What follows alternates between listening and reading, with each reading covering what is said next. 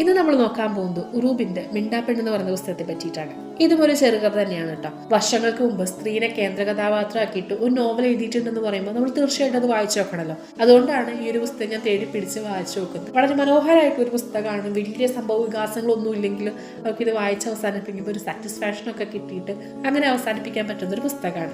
സ്വപ്നങ്ങളൊക്കെ ഉള്ളിലൊതുക്കി വേദന കടിച്ചിറക്കി നാട്ടിൻപുറങ്ങളിലെ നാലുകെട്ടിന്റെ ഇരുട്ടറയിൽ ജീവിക്കുന്ന മിണ്ടാപ്പെണ്ണുകളുണ്ട്.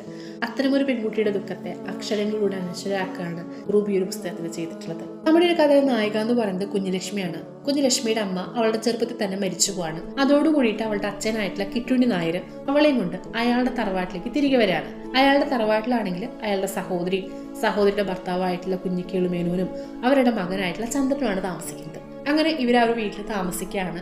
കുഞ്ഞുലക്ഷ്മി അവളുടെ വിദ്യാഭ്യാസമൊക്കെ പൂർത്തിയാക്കുന്നുണ്ടെങ്കിലും ഹയർ സ്റ്റഡീസിന് പോകാനോ ഒരു ജോലി നേടാനോ ഒന്നും അവളുടെ അച്ഛൻ സമ്മതിക്കുന്നില്ല. അങ്ങനെ അവൾ ആ നാലുകെട്ടിന്റെ ഉള്ളിൽ അടുക്കളയിൽ തളയ്ക്കപ്പെടുകയാണ്.